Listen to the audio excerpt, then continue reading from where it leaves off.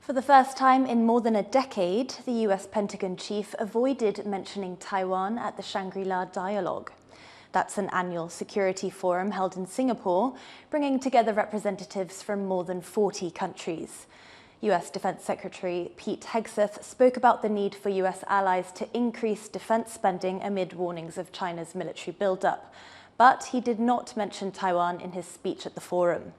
Taiwan's Defense Minister Wellington Koo says he remains confident in US-Taiwan exchanges. 那台湾当然在这个第一岛链的一个枢纽的地位啊，站在一个第一岛链的防卫前沿，我们当然应该要强化自我防卫能力。那我们也会持续维持跟美方之间的这样子的一个互动。 For more on the Shangri-La Dialogue, our reporter Larry Isiano spoke with William Yang from the International Crisis Group. Although he mentioned the threat posed by China and the need for regional allies to do more, U.S. Secretary of Defense Pete Hegseth did not mention Taiwan. Why do you think that is?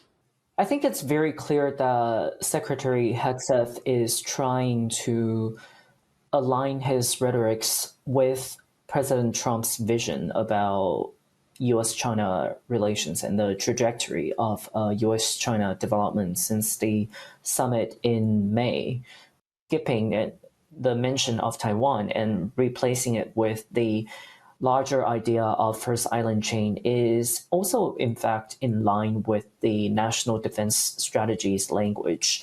And so I think we should also view this as a possible strategic positioning from the Trump administration, where on the issue of Taiwan, their way of maintaining the strategic ambiguity is to avoid mentioning Taiwan and focusing more on the larger region in general.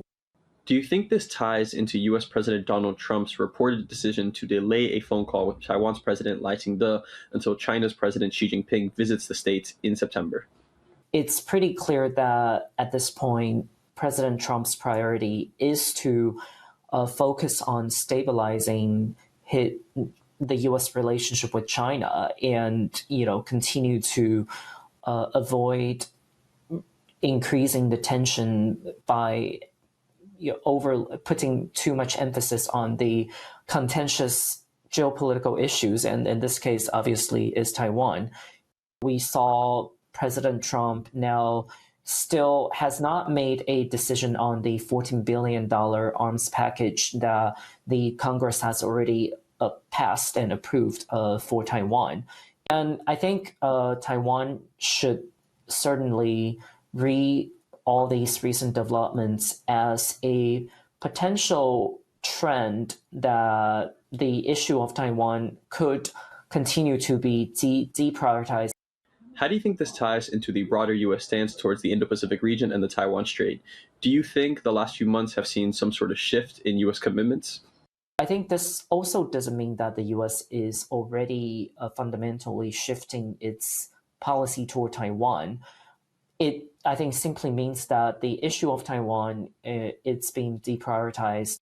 I think Taipei needs to adjust its expectation when it comes to U.S. public declaration of support for Taiwan, that, a lot of the, I think, support might in fact come in more concrete but more low-key forms.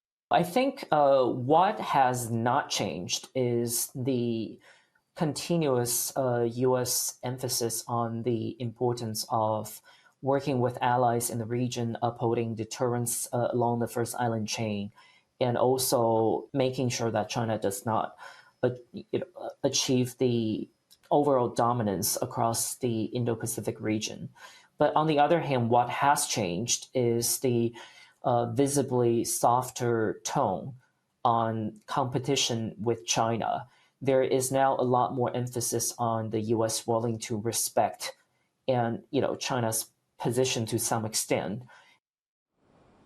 That was International Crisis Group senior analyst William Yang.